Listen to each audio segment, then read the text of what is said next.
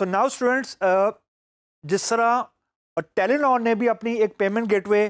की service provide की, easy पैसा। अब हमें ये पता है कि आजकल कंपटीशन का दौर है। ऐसा नहीं हो सकता कि एक टेलीकॉम सर्विस प्रोवाइडर ने एक सर्विस लॉन्च की तो जो उसके कंपेटिटर्स हैं वो कुछ उसके पैरेलल में ऑफर ना करें। तो बिल्कुल वैसे ही जैसे इजी पैसा और टेलीनॉर स्पॉन्सर्ड है, एक ऑनलाइन पेमेंट गेटवे है, मोबाइल लिंक का जो स्पॉन्सर्ड गेटवे है उसका नाम जैज़ कैश है। इसका काम जो बेसिकली वही है कि मेरे पास एक शॉपिंग कार्ट है, मैं अपने ई कॉमर्स स्टोर में जैज़ कैश को भी यूज़ कर सकता हूं जिस तरह मैंने पहले इजी पैसा को यूज़ किया था। इसको यूज़ करने का जो यानी जिस कॉन्टेक्स्ट में मैं जैज़ कैश को यूज़ करूंगा वो ऑनलाइन ट्रांजैक्शन के लिए होगा। मतलब ये है कि आप जैज़ कैश का फॉर एग्जांपल अगर आपके पास मोबाइल लिंक का नंबर है या अब वॉलेट का नंबर है तो आप फ़ोन के ज़रिए भी जैज़ कैश की जो शॉप्स हैं वहाँ पे जाके भी पैसे ट्रांसफ़र कर सकते हैं, लेकिन you have to physically travel. तो हम ये सर्विस को डिस्कस नहीं करेंगे ऑब्वियसली, क्योंकि हम लोग सिर्फ ई कॉमर्स के कॉन्टेक्स्ट में जो इनकी डेबिट कार्ड और क्रेडिट कार्ड की सर्विस है उसको हम यानी जो पेमेंट गेटवे से रिलेटेड ऑनलाइन ट्रांजैक्शन के लिए हमें रिक्वायर्ड है वो हम यूज़ करेंगे, क्योंकि हमारा कॉन्टेक्स्ट वही है, हमारा पर्सपेक्टिव वही है। तो इजी पैसा की तरह जैज़ कैश भी बेसिकली एक हमारा एक पेमेंट गेटवे है। ऑब्वियसली ये हमारा लोकल जो टेलको है मोबाइल लिंक, उनका बैकअप किया हुआ है। काम ये वही करता है जो इजी पैसा करता था। मतलब कि मैं फॉर एग्जांपल एक वेंडर हूं, मैं जाके अकाउंट परचेज करूंगा और जो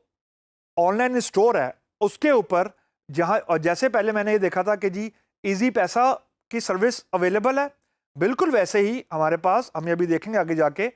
जैज़ कैश के थ्रू मैं ऑनलाइन पेमेंट कर सकता हूं यूजिंग माय क्रेडिट कार्ड और डेबिट कार्ड। इससे मुराद ये है कि